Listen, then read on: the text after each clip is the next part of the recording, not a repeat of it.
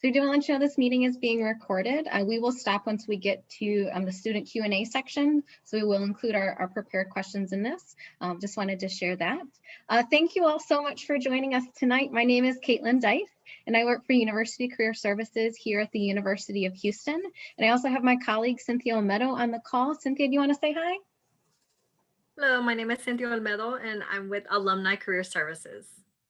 So we are so excited to have you all here today. Our panel is awesome. What we're going to do really quickly, as this is our welcome, we're going to do a few housekeeping things.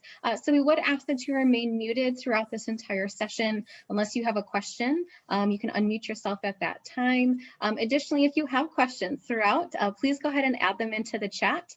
Cynthia is going to be managing that for us. Our panelists may be able to see that, they may not be. I know I won't be able to when I'm sharing my screen, so Cynthia is going to help kind of give us some of that attention. If you have a question for a panelist, please go ahead and add that in there. There will be time at the end though to ask some direct questions as well.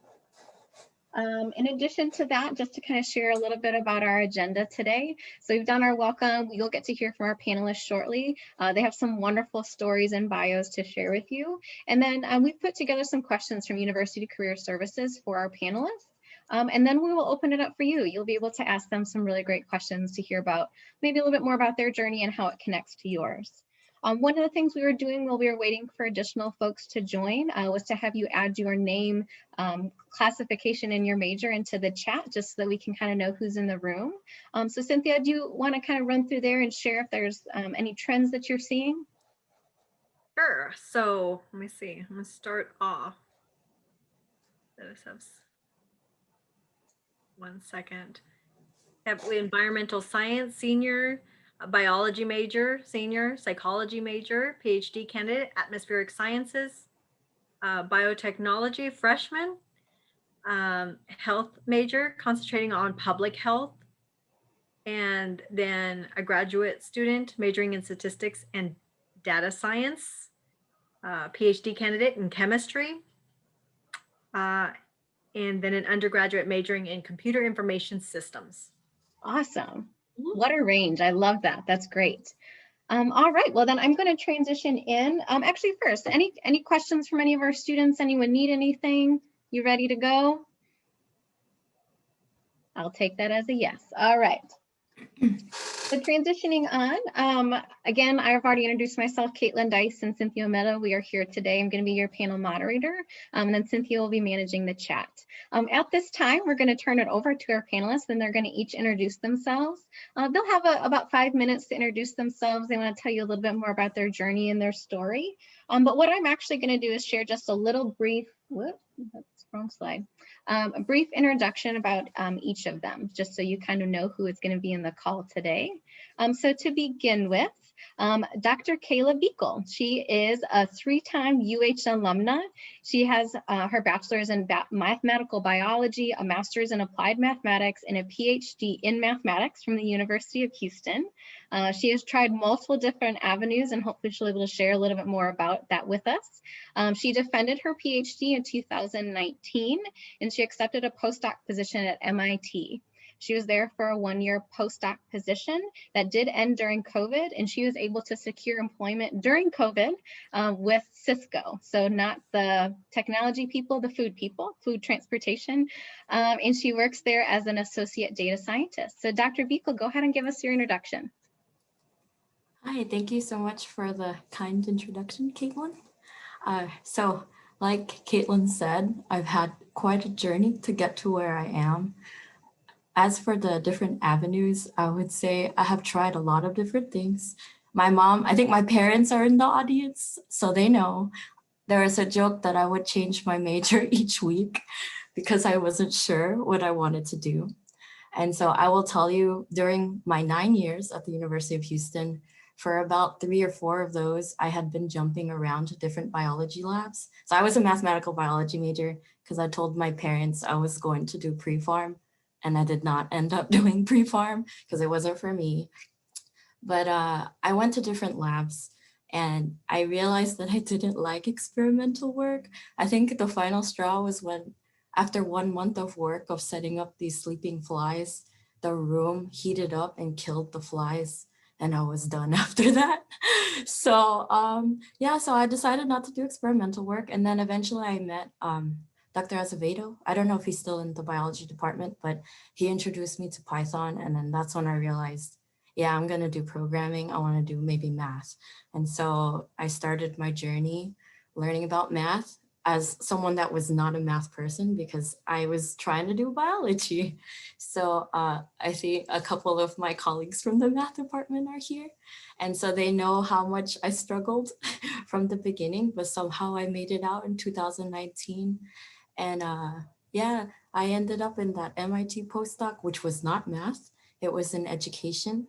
And it was studying the Common Core state standards, like trying to build a network model to see how from K through 12, how all of these standards connect together in order to prepare a student for college or career.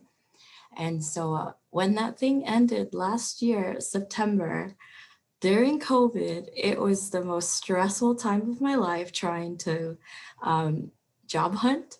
And I actually used LinkedIn and my network. Like I went deep into my network. I met my friend's ex-boyfriend who is a data scientist. And I was like, hey, I don't know if I want to do this career, but I'd like to know like, what's your job like? Because I don't know if I would like it. I didn't do data science. I was doing computational fluid dynamics, like completely not data science. And so after a lot of conversations with different people, I even talked to a software engineer. I realized it was easier for me to pivot towards data scientists rather than start from scratch and become a software engineer. And leaning in on the fact that I did go into my network again, I talked to my eventual manager, and that's how I got my job with Cisco. Was my resume was getting auto rejects because I'm not a data scientist, but the fact that I was able to get someone to see my resume, like I talked to him about this position, and that's how I got my resumes through the door. And yeah, I love working at Cisco because all we do is talk about food. So yeah, I'm happy to answer any questions about my career. Thank you so much. Great introduction. We appreciate that. Moving on, next up we have Renee. Give me 1 second to get my introductions ready. Okay, so we have Renee Bourgeois. I'm pretty close. I think I got it that time. Great. Let's see. Renee is also a UH alumna. She has her bachelor's in mechanical engineering, and she works as a technology translator. She has experience in SAP, migration and implementation, SAP master data management, data analytics, and really driving data digital transformation at companies like ExxonMobil, Marathon, and BP. And she currently works as a data technology consultant at Mockingbird Technology. Renee, take it away. Hi, thank you. I'm happy to be here. So I graduated from U of H many years ago, and I was more focused in my career and a little bit more intentional. I got interested in engineering because I wanted to be an astronaut. And so and I love to put things together, take them apart. So that kind of led me to mechanical engineering. So after I graduated with my degree, I was, Kayla, you reminded me about math. I was so lazy that I'm one class short of getting a math degree. And I walked into class and I was a senior. I'm like, nope, not doing this. I'm like, I've had enough math as it is. So maybe one day I'll go back and get my my BS in math. So, you know, I started off working at Dow Chemical. Did some amazing things there. I actually built a power plant. So, you know, when we had that little incident a few weeks ago, I knew exactly what was wrong. I said, oh, we did not do our winterization, which means preparing for cold weather. So as someone who has built a power plant from the scratch up, it's still running down in Freeport, Texas. It did not go down during the outage a few weeks ago. It helps to know those things. So my curiosity has always gotten me far in my career. So after I left Dow, I went to work for McNeil Consumer, which is J&J. It's pharmaceutical companies. They make Tylenol, and I discovered that you make Tylenol the same way you make M&Ms, which is kind of cool, going back to the food thing. I worked there for a bit, and then I moved on to semiconductor. So you can see it's always a progress, because having an engineering degree, having that background, been being curious has allowed me to transition to different industries. So I worked in semiconductors for a while. Then I started working for SAP, which is an ERP company. And I have done more ERP implementations than I can count, for more companies than I can count. So even though I was an engineer, what you guys are not calling coding, we did programming. So from the beginning, I've always programmed, and SAP is just another program, enterprise resource planning. Worked at SAP for quite a bit. Then I made the big jump to oil and gas, doing SAP programming. So I spent quite some time at ExxonMobil, working for them, getting their offshore platforms in order. And after that, I started working with BP, and I did a lot of stuff with them with SAP. So again, moving from company to company, having that background. And one of the interesting things about SAP, they said, hey, we hired you because you've actually worked out in the field. So working out in the field goes a long, long way in your career. So after I worked with BP, that refinery was brought out. I worked upstream and downstream in BP. It was purchased by Marathon Petroleum, did their SAP implementation. There's a theme here for all their refineries. So they had like 6 refineries. So I did their SAP implementations, all the training, everything. And then after that, I came back to BP in a joint venture between BP, PetroChina, and the Iraqi government. So I actually worked in Iraq for 2 years. So 30 days on, 30 days off, doing digital transformation. They are still on pen and paper. So, I showed them Excel, and they're like, what? Excel? You know how to do macros? What? What kind of witchcraft is this? So I helped them do their digital transformation. We digitized the oil field. It was fun. Great people, love traveling there. That's something I would encourage everyone. Travel, travel, travel. It opens up your eyes and you learn so much. And so there were some things going on in Iraq, and it was time to leave, and then COVID hit. So I started my own consulting company, which is Mockingbird Technology. And what I've done is I picked up Python. I'm like, I know programming.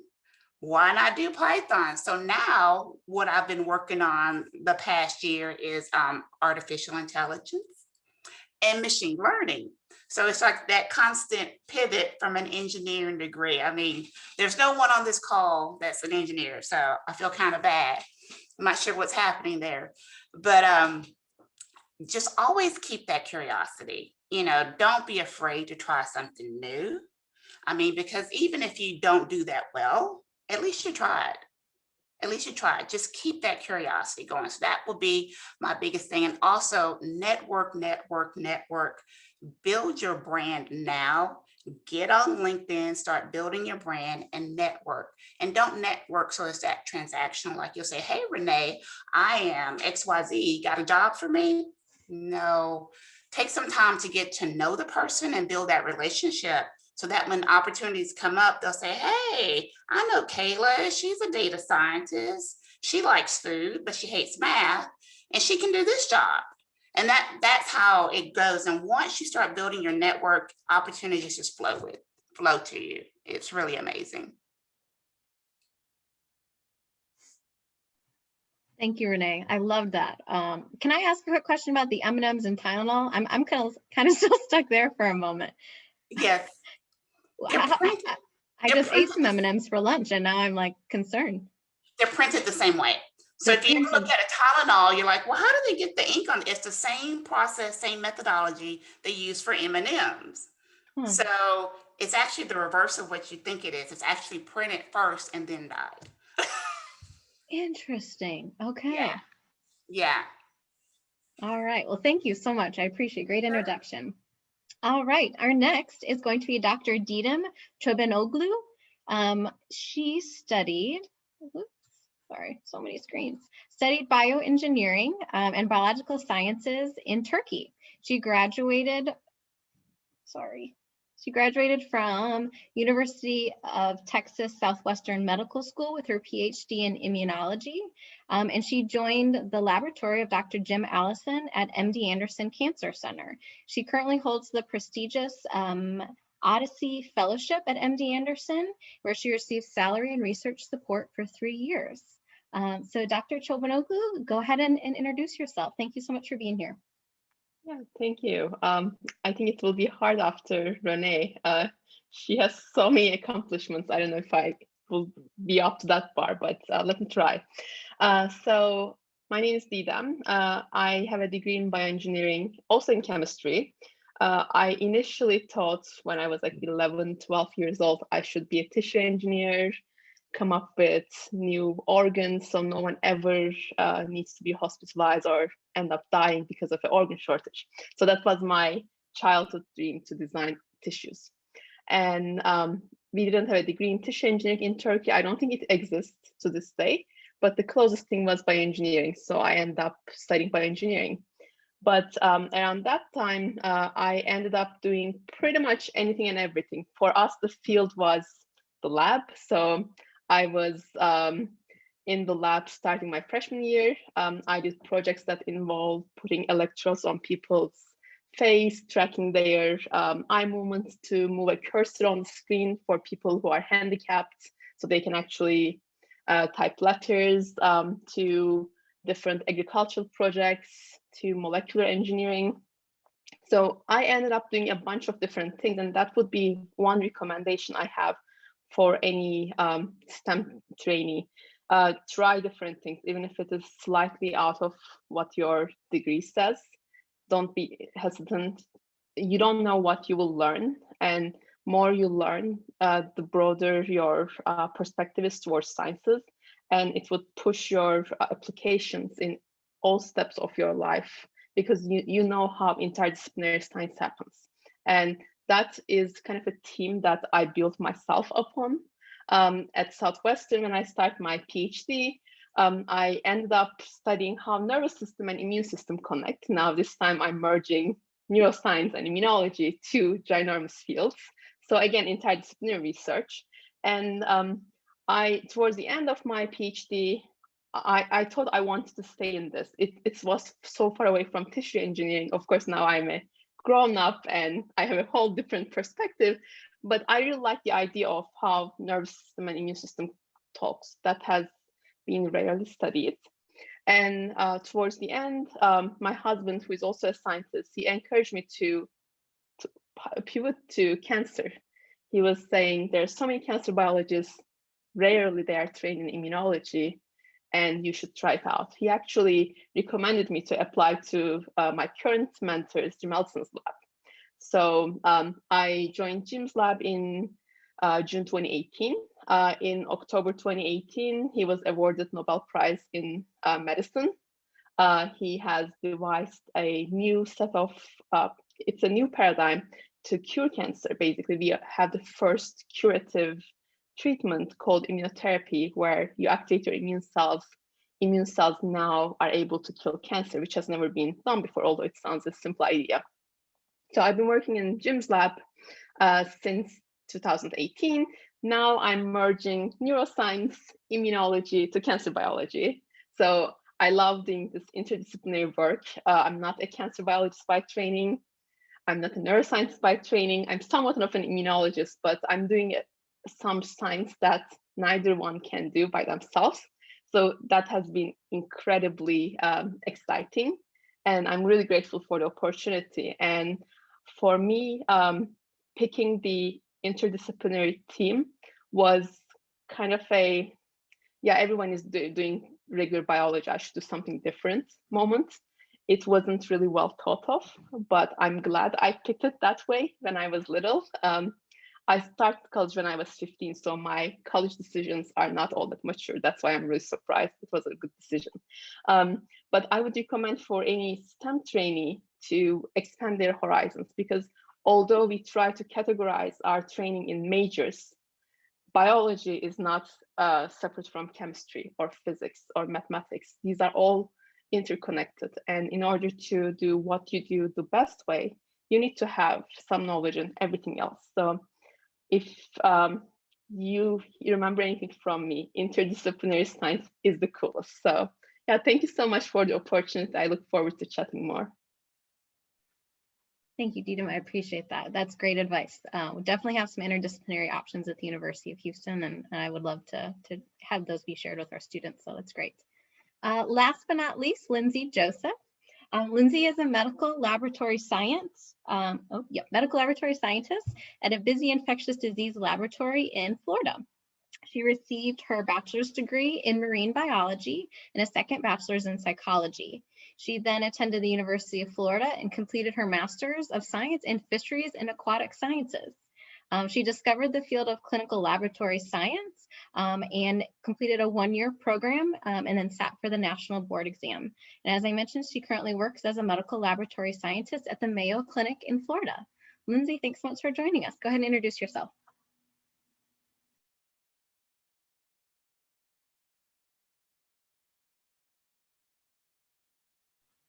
Hey, Lindsay, I think you're muted. Sorry. I'm sorry, can you hear me now? Yes. Okay, sorry. Yeah, so as Caitlin mentioned, my career path was not a straight line. I started out in college wanting to be the next Jacques Cousteau. I wanted to be out on a research boat all day and all night and discover all the new everything in the world. So I did. I went and got a bachelor's degree in marine biology, and then I went straight to my master's degree at the University of Florida. I studied for that for 2 years. And then the day that I graduated, I moved to Lubbock, Texas, which, as I'm sure most of you know, is a desert. There are no fish there. I don't even know if there's a lake. But anyway, I kind of did some soul searching and tried to figure out what exactly it was that I loved about science and what I wanted to do with my life. And I discovered that my favorite part of everything that I'd ever done was laboratory work, research, that kind of thing. So I ended up finding a job at Texas Tech in the cancer research, in a cancer research lab, where I worked there for a couple of years, really just fell in love with lab science. Still didn't know that it was actually a career that I could do. We moved to Houston with my husband. I moved to Houston with my husband, sorry. And that's where I was having a really difficult time finding a job in research. It's very saturated. People, I guess, would just kind of look over my resume and go, why is this girl with a master's, trying to apply to my, research lab in the healthcare field? So that was when I discovered medical laboratory science. So I went back, got a one-year degree in that, and was instantly hired. I had so many job offers. I had my choice of what I wanted to do. I ended up working at Texas Children's Hospital for a couple of years in the blood bank there, which was incredibly fulfilling, very exciting, loved it. We ended up moving to Knoxville, Tennessee, for my husband's job. Worked there for a couple of years as a generalist, so I got a more broad experience where I worked in chemistry and hematology, microbiology, all the different sections of the laboratory. And then we decided to move back to Florida, which is where we're originally from. Got a job at Mayo Clinic, and I work currently in infectious serology, where I do a lot of COVID testing. We're a very, very busy lab, and it's, it's very fulfilling. I think a lot of the other women mentioned that, your path might not be straight, you may have some little ups and downs, but I think it's really important to kind of, do some soul searching and figure out exactly what gets you going and what excites you, and to cling on to that, and eventually you'll get where you're supposed to be. Thanks, Lindsay. And I hope you're okay with me sharing this, but you said this was your first Zoom meeting. It is, yes, so I apologize. No, but I think that's so interesting because your work did not allow you to work from home. And so I know we have a question kind of about how COVID affected everybody's work. And so I think that'll be a really great question. Aren't these a wonderful group of women? They are amazing, and I'm so glad that we have the chance to speak with them today. If y'all think that they're great, why don't we go ahead and give them a round of applause, a thumbs up, a handshake, use some of those emojis and let them know that we think that they are so great. I'd love to see that.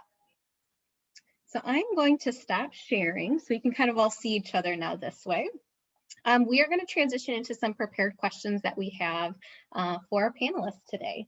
So what we're going to do, we just, as I mentioned, just a few that are prepared. I do want to see those. Cynthia, were there any questions that came through in the chat at all? No, there's no Okay. questions yet. Okay. Perfect. So just students know, if anything comes up as you're hearing our panelists speak, we'd love to hear from you. I'm going to give a second just to see, you heard some wonderful bios and there may have been some thoughts that maybe come through with those. So I'll give a second just to see if anybody has any questions before we transition into our actual prepared questions. I know I got a lot and had some really great questions that even popped into my head, and I happen to know all of these women. So we'll give 1 second just to see if anything comes into there.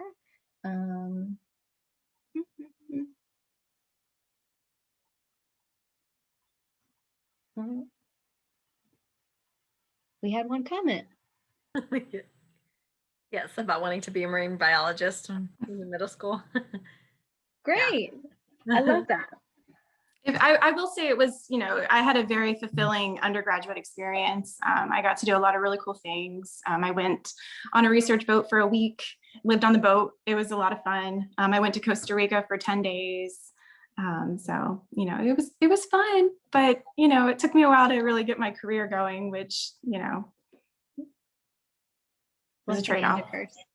That student is now studying data science and statistics. So a little bit of a transition, but definitely still probably applicable though. I could definitely see that being applied. For sure. We do have one question that just came through. Cynthia, do you want to go ahead and ask that? It said, I had a technical interview this week. I have imposter syndrome and feel like I'm not that skilled in programming. So I'm a bit nervous. Any tips when you just don't feel like maybe you're qualified enough, you're applying for a position that you don't feel ready for? Any tips for that student? Can I comment? Oh, sorry. I was like, can I comment? Mm-hmm. So I will say that so I said I'm from math, right? And I said that I was doing biology for majority of my life before I stepped into math. And so I did not come from a computer science background, okay? And so when I was looking into these things of like the coding interviews or whatever, and then you'll see everybody saying like, oh, I did like 50 questions on HackerRank. And I was like, oh my God, I'm never gonna get there. But everyone always hypes what they did well, but they forget about the part where they were working hard to get to that point. And so I think a great way to address imposter syndrome is just to remember, where did you start and where you are now? And that should be your only comparison. Don't even like look at what people are doing on HackerRank. Like you can try to see like what things they worked on, that's great, but try to take away the idea that you have to be as good as them. You just have to keep working on yourself first. So if you're scared about the coding review, like think of it as, hey, you know what? I'm gonna try this. And if it doesn't work out, you learn from it and then you try again. You just got to keep trying. Because let me tell you, I think it was like in the last months of my postdoc, and I was panicking because I didn't find a job. And I had this screening call with Indeed.com, because I was like, okay, marketing analyst, I can do this. And they're like, okay, you passed the screen. Now you need to do this coding exam. And I was like, coding exam. And so I opened up the coding exam and I was like anxious. And yeah, I definitely bombed it. And I was like, my husband was like watching me because this is all virtual, right? I have not stepped into any office to interview. And my husband's like, what do you mean? It was your first one. It's okay. Like you get to see what they expect. And from that point onward, I started working on myself, and like to the point where I got a job and I was like, oh, okay. I remember that time that I failed that Indeed.com marketing analyst thing. And now I'm like in a job where I didn't think I could make it, but we tend to forget all the hard work we put in, and we don't tell people about that part. So just remember where you started. Great advice, Kayla. Anyone else want to add in? Reflect on what Kayla started. So I think the biggest hurdle for, at least for my field, is to get the interview. And for the trainees case, you already have the interview. So you passed a big hurdle already, and you are qualified enough to proceed to the next step. So recognizing that, I think, will be helpful. And I also agree with what Kayla was saying. Comparing yourself to other people is a horrible way to get upset. I used to do that. I would compare myself to classmates who have published ahead of me, who have graduated before me, who had interesting positions, whose projects worked faster than me. My PhD took longer than I expected. It took me 7 years. And I thought I was always behind. But going over the interview processes, I realized that those 7 years, I learned so much. I developed myself into an independent scientist. And whatever I have done, right, now I'm in one of the most recent Nobel laureates lab. I'm thinking about pushing the next phase of cancer therapy. So I think we give ourselves little credit, but just because you have the interview means that you have done already so much to get on to this point. So recognize that if it doesn't go the way you want, there's a job better waiting for you. And this is just an experience. And even if you don't realize, you might feel like, oh, I missed that position, I wish I had it, etc. There's always something better. And we don't realize that's there until we actually get there. So good luck with your interview, by the way. I hope it goes all well for you. Can I add Great one advice. more thing? Sorry. Can I Yeah, add go one more ahead. thing? Yeah. I just remembered something. So everything that Deedum said, agree. But there's another part that I forgot. When I was in grad school feeling imposter syndrome, I actually found a community that made me feel supported. Like we had very few women are in our math department at U of H. And we kind of came together and like hyped each other up, because like having that like buddy to be like, yo, you got this, right? You like being in a community where people are telling you, yes, you can do this. It helps you ignore all the like internal thinking, like, oh, I'm not good enough for this, whatever. Sometimes you just need like the external, like, yes, you are smart, you got this. And I'm really thankful to have that kind of community when I was in grad school. And even now in my job, I was able to find the people that like were there to support me. Because there are people that are like, I don't know why you got this job. Like I've had people tell me, you got this job because you're a woman, because of X, because of Y, because of Z. And I'm like, yeah, but like I've got skills. I know I've got skills, and I've got the people to tell that are there hyping me up that I got this. So definitely find a community to support you during all of this job hunt. Because I'm telling you, my husband was there 100% because it was stressful last year. That's so true. We used to call our sessions venting out sessions. So we would have a 15 to 20 minutes. You know, you guys played Taboo probably. There's a sand clock. Each of us would have 2 sand clock worth of complaint time. And we would have another 2 sand clock worth of you can do this time. And then that was it. That was the only time we allowed ourselves to be mad at things and then get back on track. So definitely have someone that you can lean on to. And those relationships go a long way. I mean, I started my PhD a decade ago. And even today, I talk with most of those individuals. We have our small iMessage groups. Every now and then, people send me documents to read. They're like, okay, I trust your judgment better than my coworkers now. Read this and let me know.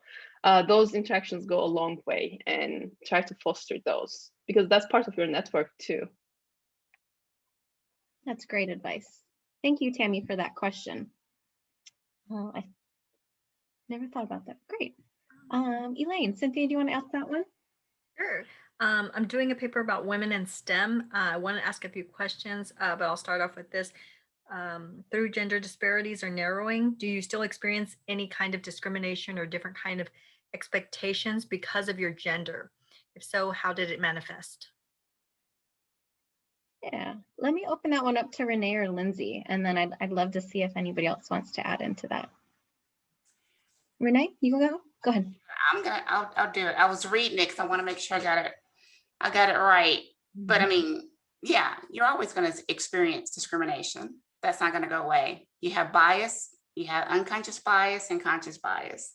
What you're finding now is that you'll encounter more unconscious bias. And it shows up in so many different ways. It's almost like people have got it down to an art. It's the little subtle digs. You're like, what?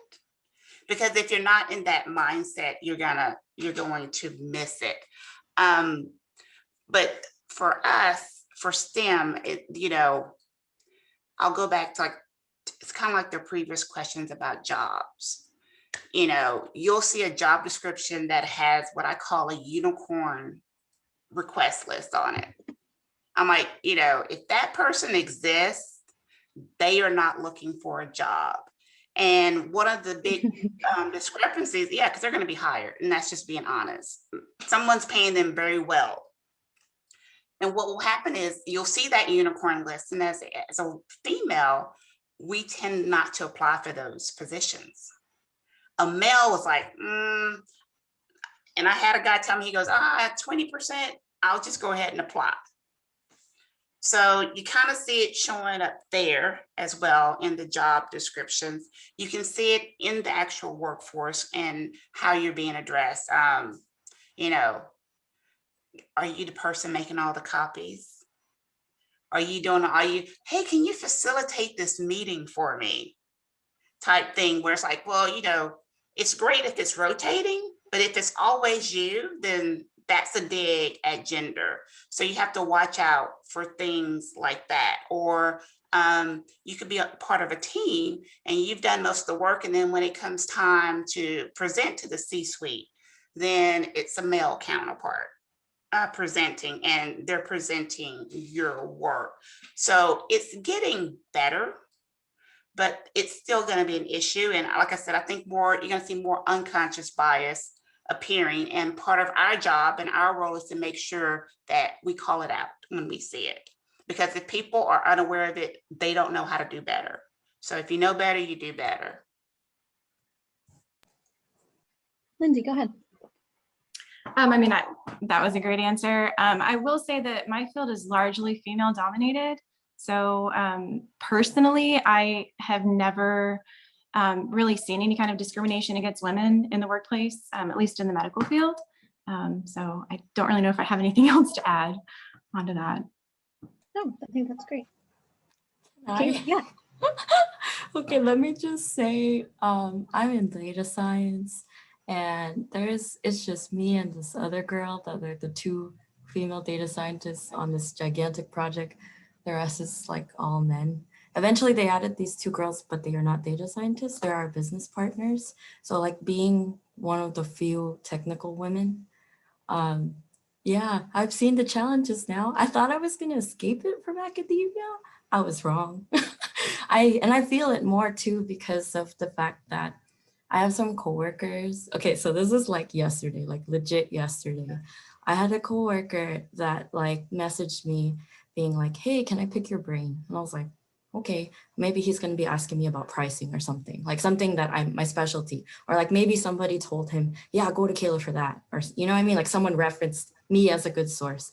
And then when I met with him, oh, there's a list, okay? First, he was talking down to me because he's newer than me. He like started a couple months after me. And he was asking me for help, okay? He was asking me for help. And I was trying to help him. And he's like, well, why are you doing it that way? That seems dumb. And I'm like, I know this way works. So like, this is why I'm showing you. And then eventually he kept trying it his own way. And then I was like, why don't we just follow my notes of the step by step? And then guess what? My way worked. But it was just like, I had to take a moment after that meeting. And then I talked to my friend who's a girl that is not technical. She's our business partner. And I was like, why is he talking to me like this? Like, he asked me for help. But it doesn't go away. And I'm still at that point. So even in my career where I'm like, what's the respectable way to tell a person? How do you give feedback of like, yo, probably shouldn't talk to me in that tone because I'm trying to help. All I wanted to do was help. But then the other part was I asked him, hey, why don't you ask a male colleague? And he's like, well, he seems busy. And I was like, so I guess I'm not busy. Like, that's what is in my head. And I'm like, okay. Who told you to ask me? Like, because I just started like 3 months ago. And he goes, oh, well, blah, blah, blah was busy. So I thought maybe like, since you did it, maybe you will not be that busy. And I am super busy. So it's just like, we can share each other's calendars. My calendar's loaded, but I made time because it seemed like he needed help. And I don't know if the other ladies on the panel have a way to address that, because I would definitely like to learn how you tell your coworker to respect your time. You say it just like that. Yes, That's exactly Renee. what I was about to say. You have to be incredibly, incredibly direct. And you say, my time is valuable, as is yours. And if this is a priority, then I'm more than happy to help you. But if it's not an immediate priority, then we need to schedule some time on my calendar and we can discuss this, and I'll be more than happy to help you. You have to start being direct, because otherwise it just gets more and more and more. And then when he's like, well, he wants to do it your way, you just say, okay, great. You can, if that's how you prefer to do it, that's fine. Here's how I do it. So, why don't we circle back? I hate that term, but you're like, why don't we regroup in a couple hours? You let me know how that works. Dr. Thompson, I saw you unmute yourself. Just so y'all know, Dr. Monica Thompson is here. She's our Executive Director for Career Services. And so, Kayla, I would imagine she's going to have some thoughts for you as well. So, You know what, Renee, we have to get together. I think we're trying to schedule a meeting earlier, but Renee said everything. You just need to be just what you said to us, and when you see something, you just call it out. You do realize what you're doing, right? And then everything Renee said, but I couldn't. thank you. All right, I'm going to transition to one of our first questions, but I appreciate this conversation. And I think that this was really great information. So the first one that I want to see is, I think some of you spoke about this, but how were you introduced to your field, or what sparked your interest in your current field? And so I'd love to hear from that. Let's go Deedum, and then maybe Lindsay to kind of follow up with that. So, like I said, mine started with the idea that I would be a tissue engineer when I was 11. And I ended up doing bioengineering. And then I still have this grand plan that I think will work, that involves like tissue printing and fancy scans, all merged with engineering and biological sciences. But I realized that what I was proposing was to put foreign biomaterials in somebody's body. And I didn't know immunology, which was the way to respond to that. So I thought I should take at least one immunology course, and I fell in love with it. That's how I started my PhD in immunology. And one thing for me that helped me was I was never too rigid on what I was learning. I think the fluidity in navigating in science, especially if you want to stay in research, is a crucial skill set, because if you say, I want to study A and I just want to study A, science is not the best place, because you do experiments to figure out A, and then you realize B and C are equally exciting. And then you start answering those questions. That leads to a totally different place. For me, the transition of dreaming of being a tissue engineer, becoming a bioengineer, becoming an immunology PhD, transitioning into cancer immunotherapy has been a really fun ride. Granted, it's challenging because I needed to learn so many different languages as I went. But at the same time, I'm really happy that I did that, because having that transition shows adaptability. And whether you stay in science or whether you move to a field, whether you become an engineer, whatever you become, whatever your passion is, you will do things that are slightly out of your comfort zone. And you need to learn how to adapt to new things. So for my career, as long as it was in science, as long as it was in biological sciences, I was happy to try it. And I just want to say one thing that got stuck with me when I was in grad school. I went to a commencement ceremony to a few to people who were a few years ahead of me. And the speaker said, you need to be like mayonnaise. So you should be able to fill a container. You should be able to define yourself with something, right? For me, I'm an immunologist. You should be able to be transferred to a different container if need be. Yeah, you can pour me to cancer immunology, I'm fine. And you should be cool, but never stuck or never frozen. So being a mayonnaise is pretty much an ideal way to navigate. So I like that fluidity in my own personal career, as well as I think it's a successful team that I encounter over and over again. I love that analogy. I think that's so perfect. I may use that now. Sounds good. Lindsay, do you want to go ahead? Yeah, so both of my parents were actually nurses, so they were in the healthcare field. And growing up, I was always just really just kind of against being in the healthcare field. I didn't want to be around sick people. It just didn't appeal to me at all. So that's kind of, I never explored it, which is kind of a shame, because after, all of this, all my degrees and going back to, medical laboratory science, come to find out my undergrad university actually had a great clinical lab science program, which I had no idea about. As I mentioned earlier, a lot of people in my field have similar stories. A couple of people in my program actually had PhDs, and they wanted to go back to get this degree so they could sit for their boards and get a job. So back to what sparked my interest in this, I think the meat and bones of it was that I loved science. I loved working in the lab. But then, obviously having a well-paying, stable job was a big part of it, which, this field is, everywhere there's a hospital, there's a lab. A lot of people kind of have a misconception about what we do. A lot of people don't really see us because we are behind the scenes.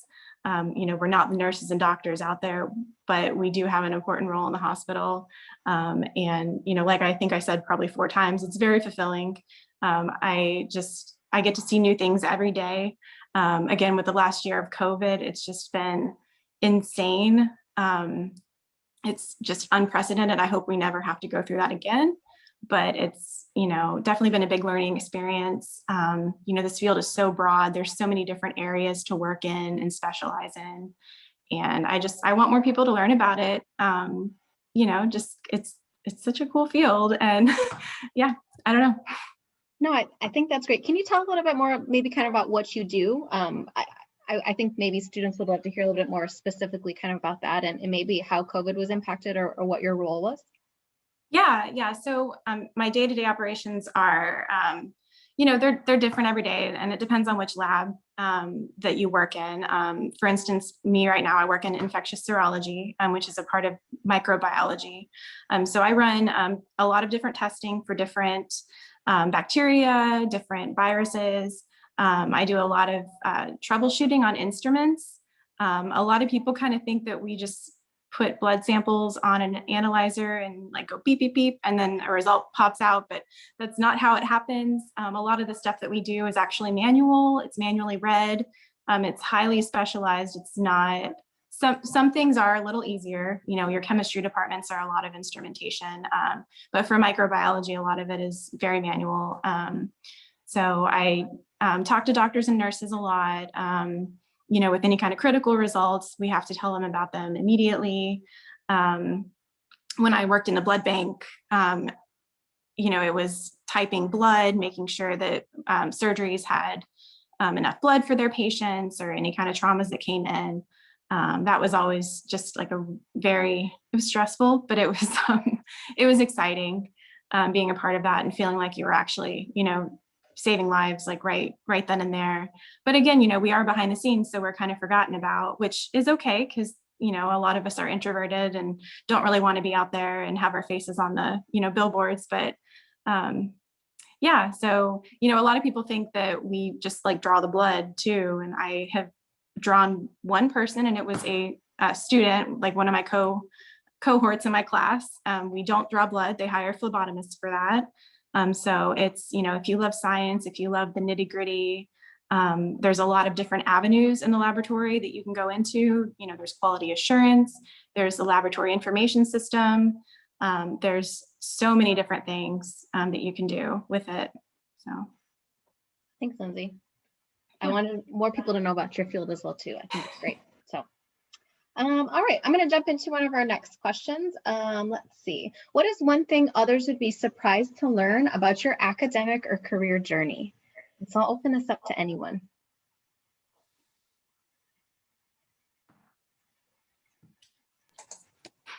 Or did Yeah, anyone Kayla? else open? Oh, okay. Yeah, go ahead. Let's see.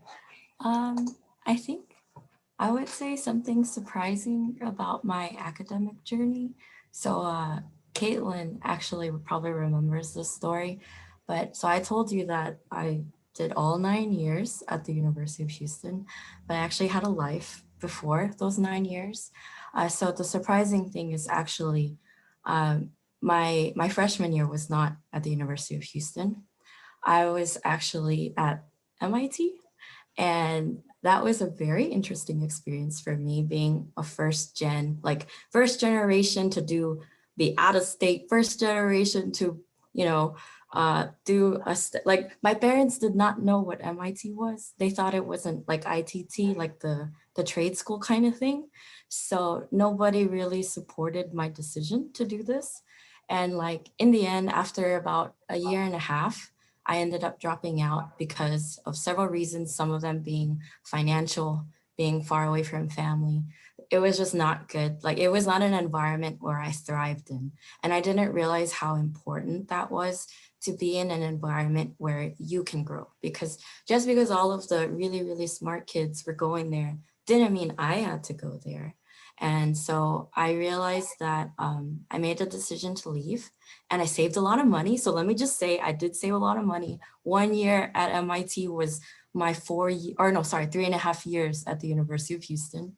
And I wanted to make a point that the prestige of the school didn't matter, that it was just me and my effort that would make me stand apart, to the point where, you know, I did all my grades at the University of Houston, and I'm proud to tell people that I am from the University of Houston. It may not be UT, it may not be A&M, it may not be Rice, but like I got the skills that I needed from this school, and I was able to meet such great people to support me to get those skills. So I will say my MIT postdoc was not because of my MIT connection, but because of the fact that I taught undergrads for 5 years. They wanted my education, like my ability to teach students, not because I went to MIT. So that's my surprising fact. Thank you, Kayla. Would anyone else like to share? I will. I feel like Kayla's like my younger self, because I actually started at Carnegie Mellon University. So I went there for a year, and I mean, yeah, being away from home, you know, I was the first one to go out of state. It is quite challenging. And I probably have the interesting part is that I was successful, but someone decided to raise tuition. And what happened was my financial aid didn't match. So I had to leave for financial reasons. And then I came to U of H. But like her, I'm very proud to say I went to the University of Houston. It has opened up many, many opportunities for you. And it's very true. And I've seen that because I've been out in industry a bit. It doesn't, the school, the pedigree of the school really doesn't matter. What matters is you and what you bring to the table. I mean, if you could have, I mean, I met someone this weekend, she's gone to MIT, she's gone to Harvard, she's gone to Duke, amazing person, but that same amazing person could have went to UH or UT. It just really doesn't matter. And I think people put too much sway on that, especially in Texas, like these are the schools you need to go to. So you can't beat the education you can get at the University of Houston. And the other thing is, career-wise, what people will be surprised is that I rarely work for American companies. Most of the companies that I have worked for are European companies. And back to Elaine's questions, European companies have a tendency to be more progressive than American companies. So that's my two things that people would be surprised to know. We are both very happy that you are alums of the University of Houston and out spreading that word. So thank you both very much for that. Deedum, were you going to share something? I think I saw yourself go on mute. Yeah, I was going to say, for me, it would be probably, I almost had a degree in artistry in addition to chemistry and bioengineering. So I spent every single credit gap I had on my curriculum to get an art course. So I'm quite well versed in pretty much any part of the human creativity. So I enjoy anything that involves human creativity. That would be pre-COVID. I was members to Dallas Museum of Art. That's where I got my PhD, obviously. So I would spend almost every weekend in the museum, venturing in a different floor, looking into different pieces. And I also am an artist of myself. I mean, it's been a few years since I haven't done it, but there's a traditional Turkish art we call ebru. It's called water marbling in English. You basically draw on water. You don't actually draw physical things. It's supposed to be all abstract and flowers, but it's a dying art. So I end up learning that. And I think anything that you can channel your creativity, it would be a good way to relieve stress. And once you have that piece of painting, it's accomplishment. I mean, it's something that's so fast you can access. It's as opposed to a paper that you try to get for like 4 or 5 years. It's something tangible. So I would encourage people to do some art if they have time, even if you're not that talented. I mean, I can't draw a stick man. You can probably find something you enjoy. That's great advice. Cynthia, I saw you get excited. Do you know what she's talking about? Oh, when I went to the Houston Botanical Gardens, when it was the Mediterranean theme, they had somebody there that was doing the marbling. So we saw it there, and they created a few pieces right there in person. I'd never seen anything like that. It was amazing. I really would love to take a class. You know, it takes like only maybe 30 seconds to 1 minute to create a piece. That's what you see. But the background, you prepare your own dye, and it takes about 4 weeks to get the dyes. And there's the philosophy behind it. It's like you need to learn how to be persistent, how to be patient in order to get something beautiful out of it. And I think it's a good mantra to have. Like, all the beautiful things don't come in instant. You need to work hard. You need to develop those. And half of the time, your paints would be rotten. They're all organic. It's a bizarre process, but I'm glad you got to see it. I'll turn off my video, and I have one piece somewhere. I'll pick it up and show it in the interim. Please do. All right, I'm going to transition to our last 2 questions, and then we'll open it up for students. But one that I'd love to hear from everyone, who is one woman that inspires you and why? So the question is, who is one woman who inspires you and why? And so, Lindsay, do you want to go? I think you're the last one. There. Yeah, so mine's not one woman. I had to think about this a bit, but you know, every working mom that there is out there, I'm a fairly new mom. My son's 3.5, but it's hard. You know, I feel like before I had my son, I did a lot of things for me, and I, you know, was wanting to get all these accolades for myself and to, like, you know, boost myself. And now it's, you know, kind of changed my perspective a little bit, and it's not about me anymore. You know, there's no manual on, you know, how to parent and work, or, you know, if you choose not to work, more power to you. I could not do that. But I just, you know, I really look up to every working mom that, you know, makes it work and makes time for their family, and also, you know, to make waves in the workplace. And, you know, I want my son to grow up seeing his mom working hard and, you know, being a scientist and, you know, helping people and hopefully making a little, you know, change in the world for the good. So yeah. Thank you, Lindsay. Go ahead, Kayla. Oh, I don't know if Renee wanted to go first. Oh, You go, Kayla. You go. Okay, Renee, I will go first. So actually, I wanted to go after Lindsay because the person that or the woman that inspires me is my mom, because she was the breadwinner of our family. So first of all, I should say I'm Filipino. I'm first generation Filipino. My parents immigrated from the Philippines because of my mom being a nurse, and she is still a nurse now at 64 years old.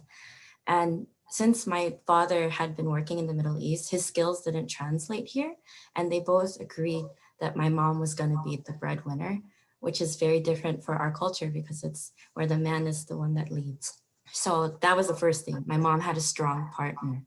And so she even worked 2 jobs so that we could go to, you know, the best private school, because that's what they wanted for us. And I remember like even my interview at Cisco, because they asked me like, how do you know about Cisco? I told them the story of how I was in the cafeteria at the hospital waiting for my mom to come out of her shift. And we were drinking the orange juice from Cisco. That's what my story was. Not like, I didn't even know what they did. Like, to be honest, I just remembered that story. But seeing my mom be the person that was working and then she will sleep in the car just so that she could wake up and go to our honors assembly. Like, cause we would like try to get really good grades and then they would give ribbons at the front or whatever. And my mom, no matter how tired she came out of her night shift, she will be there to watch us get our ribbons. And it's just like seeing that in my life, it made me value working moms because it's hard, right? You want to balance your career and having your child, like having that time, like you don't want to miss the big moments. And like, I remember having those conversations with my mom as an adult. Like, I was like, Mom, did you ever feel like you missed out on things? And I know that there are things like, for example, I moved myself into MIT by myself. I was proud though, you know, I packed my bag. I was the only one that didn't have parents there to help move me in. And I was like, I guess it made me stronger. But, you know, there are these things that my mom values, seeing me get hooded. She was there to see me get hooded. First of the family to ever go for college, for grad school, to be in math, to be the non-nursing person. It's like a big thing for me, for me to have my mom, so. thank you, Kayla. Renee, go ahead. Yeah, that's awesome. It's kind of the same vein. When I saw that question, I'm like, you know, it's not a famous person that I admire. It's the unsung heroes, the trailblazers. And the first one that came to mind was a woman. Her name is Janice Washington, and she was the first Black female lineman at it used to be Southwestern Bell. So now it's AT&T. And for her at that time to be the first, and to watch everything she went through and overcome, because again, she was a single mom too, and she made that choice to go for that job so that she could provide for her son.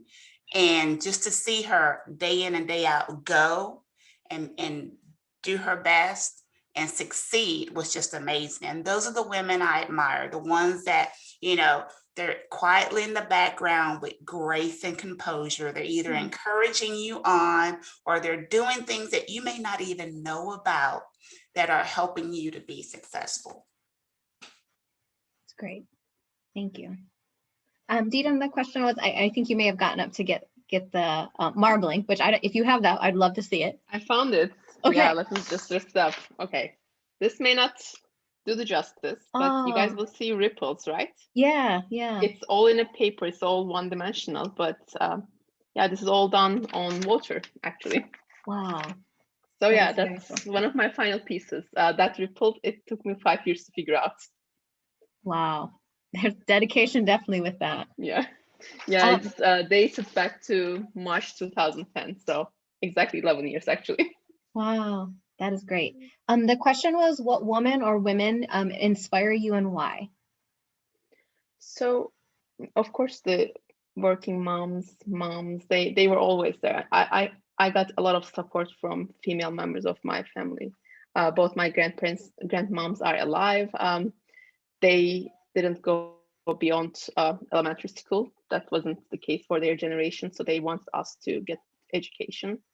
That our parents encourage us to get the highest education we can get. But for me, professionally, I didn't have anyone in my family that studied biology, that went to graduate school, that had the aspirations to do organs or anything biology related. So for me, I did not have a real role model on that. And for me, that person became my department chair when I started graduate school, Dr. Laura Hooper. So she is one of the most successful female scientists of our generation. You guys are now hearing about how microbes in your intestines are affecting this and that. It was her research that started all, when nobody believed this was something that's real. So she was a trailblazer on her field. She has encountered several difficulties as a female scientist doing something out of box. And she's always encouraged us to chase your dreams. And if there's something scientifically sound, it's worth a shot. And I think seeing her as an example of a successful scientist who became an Howard Hughes Medical Institute accomplished professor, department chair, incredible publication record, I always looked up to her. And I used to say she ended up becoming one of the thesis committee members. In my first year, I said, I want to become Laura Hooper when I grow up. And Laura heard about it and she was like, you are going to be better than Laura Hooper when you grow up. So I think the people who pushes the future generation to become better than their generation is the real heroes. So whether that's our moms, whether that's our mentors, I think they're all aspiring role models for all of us. Thank you. That's great. We have about 20 minutes left, so I'm going to pause on my last question, and if we have time for it, we'll go there. But I wanted to open it up to our students. So if you have any questions for our panelists, this is your time. This is your chance. You can raise your hand. You can do whatever you need to do. If you'd like to, verbally ask your question, you're welcome to unmute yourself. You can also ask it in the chat, and Cynthia is going to ask that for you. So give us like a second or two. If anybody, I see Deedum grabbing a drink. If anybody needs a minute, just go ahead and take that while we see if any of our students have questions. And then if not, I do have some more that are prepared. So we'll give a second to see if that comes through. Take a breath.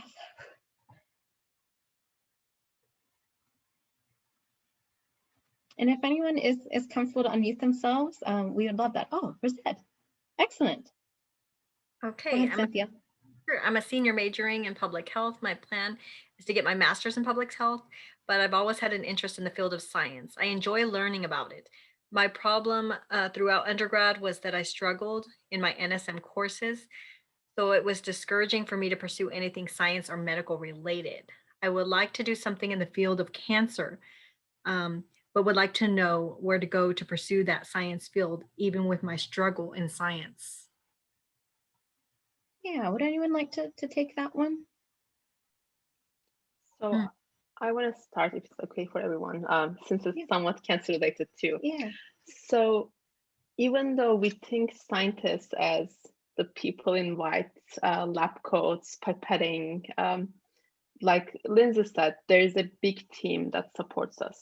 And all of those parts need to work in harmony to do great science. So for someone who has struggled doing the actual science or the actual experimentation, or don't want to try it, want to be on a drier side of science, considering your education in public health, for example, policy would be a good field to enter, because there are so many science and health related policies that require people who has both hats, both public health perspective as well as science perspective. Alternatively, if you enjoy writing, scientific writers are big demand in our field. People who know about science. You don't necessarily need to do that, but you need to have the proficiency to read and interpret the science and communicate it to either public. There are science communication positions in the state, in the cities, as well as like pharmaceutical companies will have scientific writers that they need their data to be interpreted and communicated. There are also scientific writers that work for the scientists that revise the manuscripts that we write, revise the grants we write, and try to bring that written document to the best it can be. Even though you don't have experience or you're struggling with the actual science part of science, there are several things that you can do with your current skill set. So I would recommend taking a look at those. And if you're interested in chatting more, feel free to add me through LinkedIn. We can continue this conversation offline too. Yeah, Kayla. Okay, I had a comment because she said that she was majoring in public health. And this is actually a field that I have getting more involved in, even though I have Cisco and the food thing. My non-work hours, I've actually spent working on public health for the Filipino community.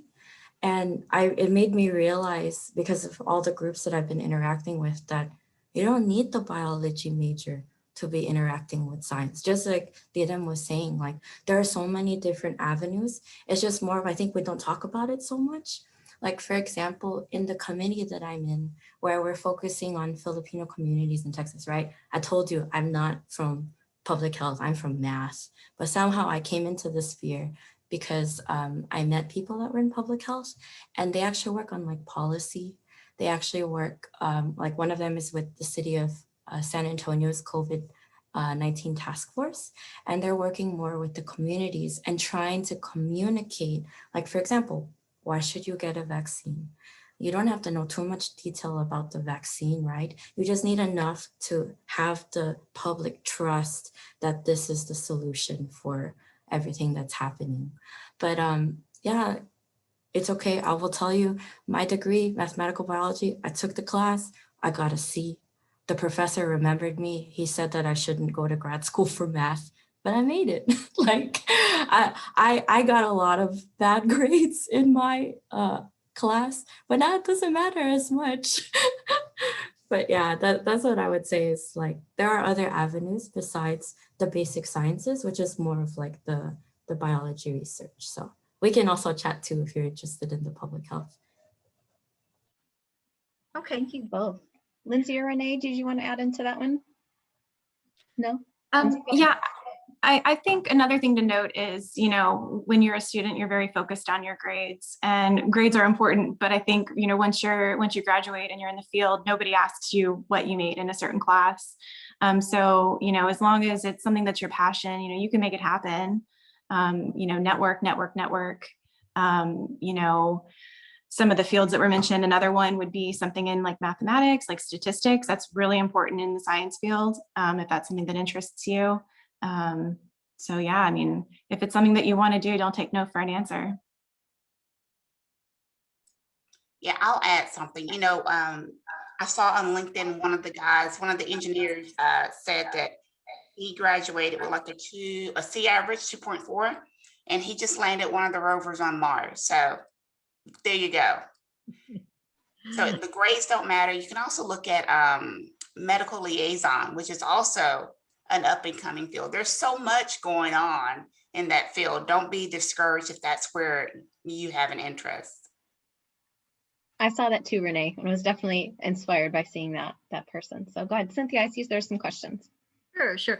So as a freshman, I would love to know one piece of advice that you would give someone who's just starting out in terms of gaining valuable experience.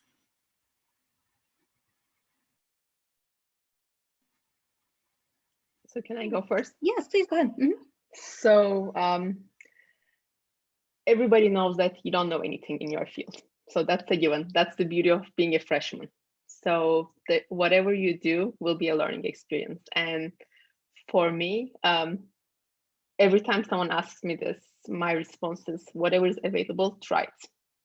It's better to try different things and get exposure than not try and sit where you are. You will never improve if you never try. So my recommendation is try whatever is available to you on campus, whatever available is to you in the city of Houston, or whatever is your network, your PI, your mentors, your professors network. But if you think that you tried and your network gave you some opportunities, but not what you dreamt about, my personal recommendation would be make sure that you use the library. I spend most of my undergraduate time in library reading books in random subjects. I kid you not, I read so many things on bioanthropology, on how societies moves from one way to other. You would never know what you will learn by reading different fields. And I carry that reading habit to what I do right now, because for me to become an efficient scientist, I need to be able to know what is being published almost daily. So getting a good reading habit will help you if you stay in science or if you go to industry. You need to be able to be well versed. So try different things and try to get a reading habit would be my 2 recommendations for a freshman. I have a comment as well. Sure, go ahead, Kayla. So first of all, so young, you have so much time now. You can do so many, you can experience so many things. I second what Deedum said about reading and gaining experience. Like, for example, if you want to go for biology, there's so many different fields of biology. That's why, like, every year I rotated, like I went to different labs throughout my undergrad trying to find the biology field for me. And then I realized it wasn't biology. So even though I tried each one, I knew, okay, not that one, not the sleep studies with the flies, definitely not that one, not the depressed rats, definitely not pharmacology, until I landed in mathematical biology, and then I jumped to math. So definitely try everything you can. The other part I would say is, so you should also try to develop soft skills, because this translates to everything. Like, it doesn't matter if you're in government, in academia, or in industry. Soft skills is super important. And like, even in grad school for me, yes, I was supposed to be doing my dissertation, but I made time to be in the graduate student organizations. Even as an undergrad, made time to be in the undergrad organizations, learning to be a leader, learning to work on teams. These are all very valuable skill sets that you can take to anything. So if you're a freshman, you can already start learning now, you know, join an organization that's, maybe your major has an organization. And so I definitely recommend working on soft skills now rather than later. Lindsay, did you want to share? Yeah, I also think, you know, networking, I think we've all mentioned it, but networking is really important. And, you know, get to know your professors. You know, don't just show up when class starts and leave when it ends. You know, get to know them, see what, you know, what their passions are, because it's probably not what they're teaching. You know, I got close to quite a few professors, and, you know, I think that's why I had such a positive experience in my undergrad. I, you know, ended up cleaning fish tanks for, you know, graduate students. And then, you know, the next year I was asked to go to the Dry Tortugas for a week and live on a boat. So that was a really cool experience that I don't think would have come along had I not stood out and, you know, did the nitty gritty and, you know, made myself available. So I think that's really important too, just to, you know, just be present and, you know, show your interest and just try to, you know, experience what you can.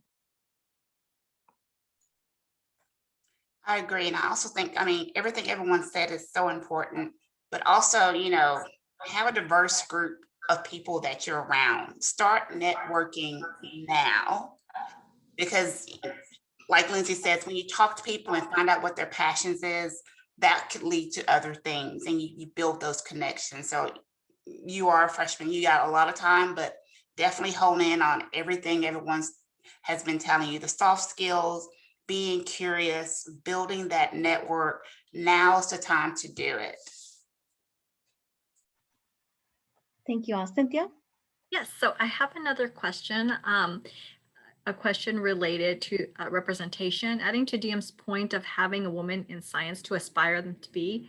Were there women in your field that you could aspire to be, or were you the first to pave the way for others?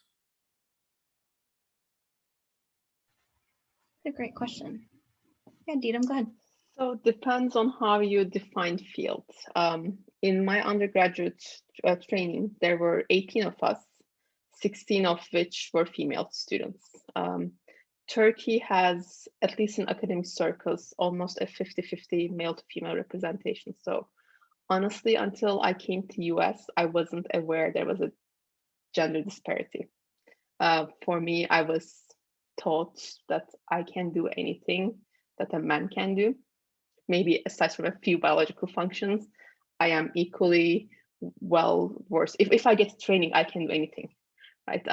And that has been the, I guess, driving force. I never compared myself to a male colleague and said I don't have the chance to be successful as him. Those gender disparities, of course, are more pronounced in the US, and that's surprising. But for my field, field of immunology is relatively a gender balanced field. Field of neuroimmunology, I think most science fields in terms of junior levels are gender biased, maybe female dominated. However, the issues arise, especially in the US, once you ascend higher and higher in academic ladder. You would observe less and less female scientists, even in research institutions, and more so in leadership roles, such as department chairs, chief scientific officers, chief academic officers. These positions tend to be dominated by men. For my field, specifically the intersection of neurology, neuroscience, immunology, and cancer biology, no one is there. So yes, I'm hopefully paving the road for next generation of both men and women. But to me, as an immigrant scientist, this has been quite shocking seeing we are even talking about this in 21st century or 20th century. Where are we now? 2021. So my recommendation would be, yes, there are biases. Yes, there are biases that are conscious and unconscious. But you are getting the training and you have the potential, and what you can do, your success is your success, right? Just because someone thinks that you're not worthy of that next position, next degree, that doesn't mean that you cannot achieve that. So I would encourage people to mute the rest of your surroundings and just hear your own voice, because you have the potential to achieve many great things. There are great mathematicians, there are great engineers, there are great scientists. Yes, science seems to be dominated by white male colleagues, but it's changing. And as long as we speak about it, as long as we talk about it, and as long as there are females that are okay to be the trailblazers, we'll get there. I mean, we'll get to gender equality at some point, hopefully in our lifetimes and not later. So yeah, that's my answer. That was great. Cynthia, I think you're going to add in something, but I just want to say, we'll be able to say, maybe in a couple years, 10 years, I don't know how long it takes to become a trailblazer in your field, but how cool that we'll be able to have said that we've had this experience with you. So, so please keep that in mind. I think we're very honored to have you today. Thank you so much. Mm-hmm. Cynthia, is there anything else? I just had another interesting question, and that is, do you believe that we live in a time where women can assert themselves among their male colleagues without fearing for their jobs?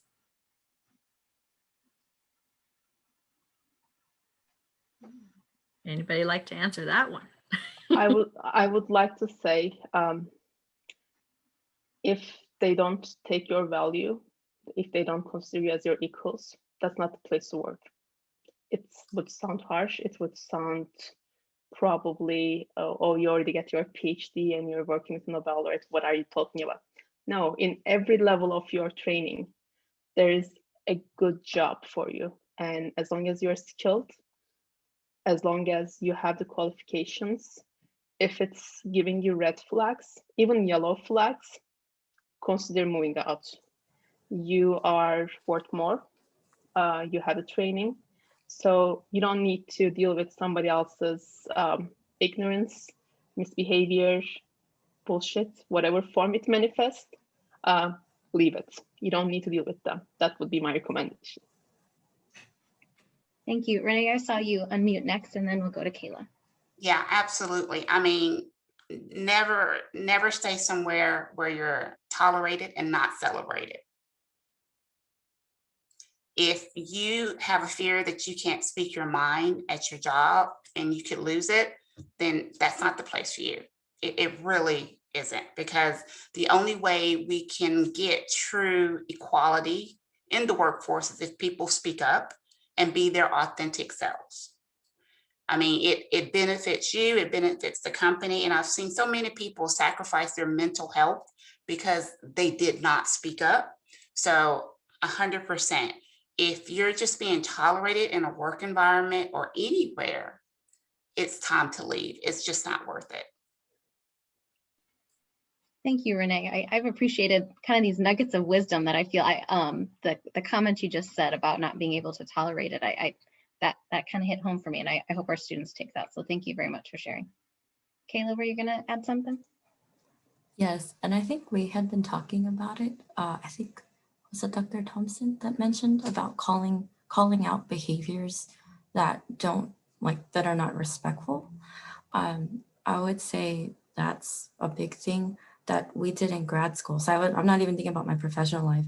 In grad school, calling it early. Because I remember I used to have a colleague that would basically kind of tear down other women because there was this one grad student that had a lot of successes and we weren't celebrating those successes. Like he was giving XYZ reason why she got this certain fellowship or whatever. And before I used to stand back because I didn't want to make it uncomfortable. But then eventually when I started getting more involved with the Association for Women in Mathematics, I realized that this is not a good behavior. And I called it out to this male colleague, and they don't do that anymore. And so for me, going from school into a postdoc and then finally out of academia in an industry position, it still takes a skill to be able to call it out. And for the company that I work at, Cisco, actually yesterday they just announced about how they named that we have a chief diversity officer, like a C-level, just dedicated to diversity inclusion. And that already, me stepping into Cisco, I saw that one of their values was inclusion. Because yes, we can do the diversity part, but how well do we do inclusion? How well do we make people feel included? And so when you go looking for these companies, you can see what are their values because you will see it in the people you work with. But obviously, sometimes people slip through, and I will also try to do your advice of calling it out, letting people know my time is valuable. It's just, I need a little push, and I'm very grateful for the push from here. But yeah, so thank you. Thank you, Kayla. I know I've known you for a while, and it's just been an honor to kind of hear your story again today. And so thank you so much for sharing these pieces of wisdom with our students. Lastly, Lindsay, anything you kind of want to add and kind of close us out with? Now it's a lot of pressure, but feel free.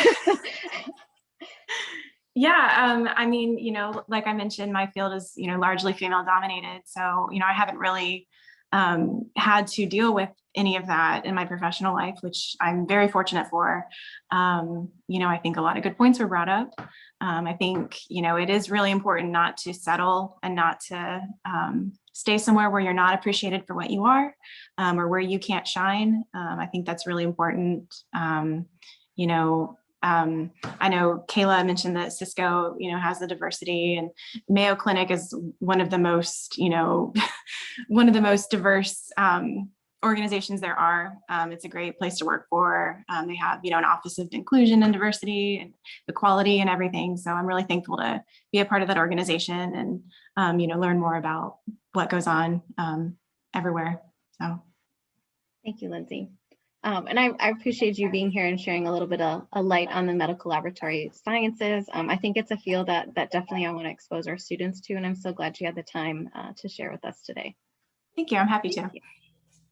All right, folks, we made it. We're only 3 minutes past, but I think we got a lot of really great information. I'm so grateful for everybody, especially to our panelists for being here today and taking your time, and to all of our students for your wonderful questions and for your engagement throughout this session. So I'm going to go ahead and I'm going to end us here, but I hope everyone has a wonderful evening, and thank you again for coming. Have a wonderful evening. Thank you all. Bye. And thank you so much for having us. Thank you. Thank you so much for organizing, Caitlin. Feel free, LinkedIn, you can Yeah, thank definitely you, reach me out Caitlin. there. Thank you, Cynthia. Great. Bye. Bye. Bye. It was nice meeting you all. Nice meeting everyone. That was nice. Refreshers for all of us, huh? It's nice. Yes. All right, y'all have a lovely night. Take Bye, care. Monica. Bye-bye. Thank you. Bye.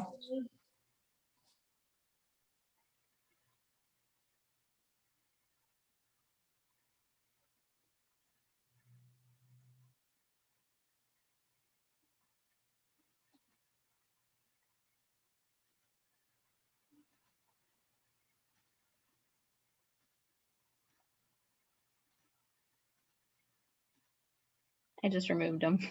Did you want me? Oh, okay. Did you want me to pull attendance or in is on EDR or is it on the UCS account? This is on the EDR one. I'm gonna Okay.